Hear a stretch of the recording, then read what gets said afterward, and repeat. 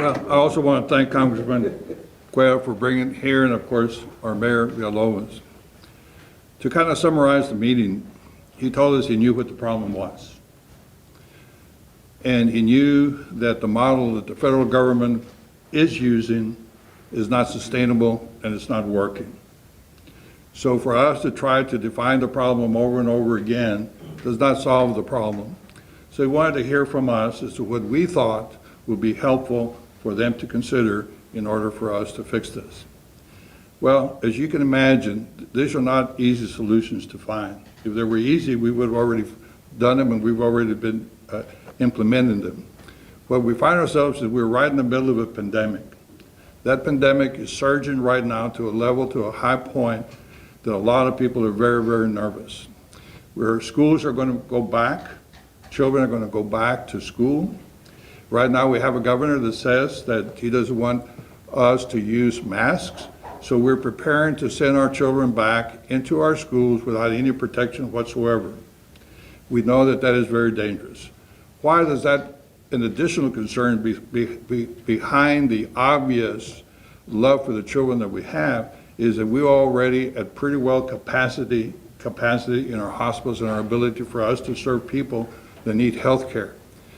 What is the contribution of this immigrants to our health care burden?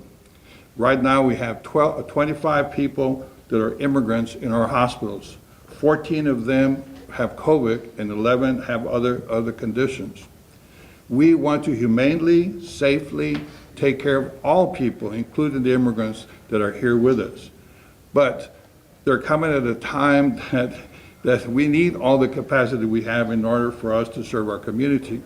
So the suggestion that we gave him was to put a moratorium, and you can call it whatever you want to. I think, I'm not a lawyer, but I think a moratorium is nothing more than the legal delay of a law, is simply to stop the flow of assignment-seeking immigrants, because that is where the highest volume is coming.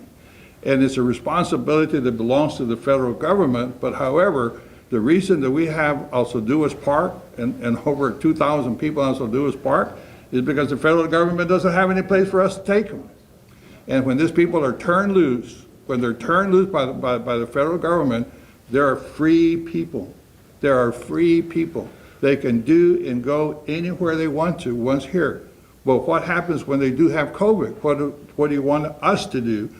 Just let them go free? That's why we made an investment to try to protect you and protect them and put them in a place where we can really take care of them.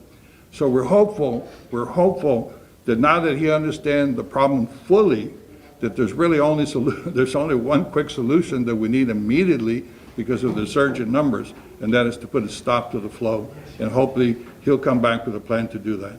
Thank you.